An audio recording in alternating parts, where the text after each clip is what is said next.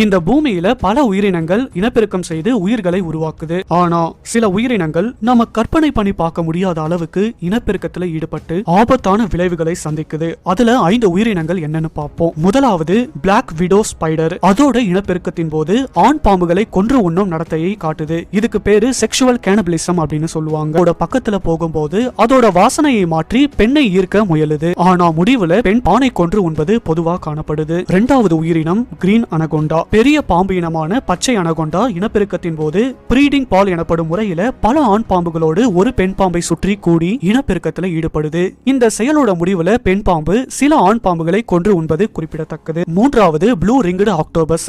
அதோட இனப்பெருக்கத்தின் போது ஆண் ஆக்டோபஸ் பெண் ஆக்டோபஸிடம் விஷத்தை செலுத்தி அதை முடக்கி இனப்பெருக்கத்துல ஈடுபடுது. இது ஆண் ஆக்டோபஸை பெண் ஆக்டோபஸ் தாக்குதலில் இருந்து பாதுகாக்கும் ஒரு முறை. ஆனா இதனால 2 உயிரினத்துக்கும் ஆபத்து இல்ல. நான்காவது தேனீக்கள். பல ஆண் தேனி ராணி தேனியோடு இனப்பெருக்கத்துல ஈடுபட்ட பிறகு ஆண் தேனீக்கள் இறந்து போகுது. இது ராணி தேனிக்கு தேவையான விந்தணுக்களை வழங்கும் ஒரு முறை. ஐந்தாவது ஆஸ்திரேலியாவில் காணப்படுற சிறிய மார்சுபியல் இனமான ஆன்டெஜினஸ் எனப்படும் இனம். இது இனப்பெருக்கத்தின் போது ஆண் ஆன்டெஜினஸ் பல மணி நேரமா தொடர்ந்து இனப்பெருக்கத்துல ஈடுபடுது. இதனால அவற்றோட உடல் சக்தி குறைந்து இறுதியா இறந்து போகுது.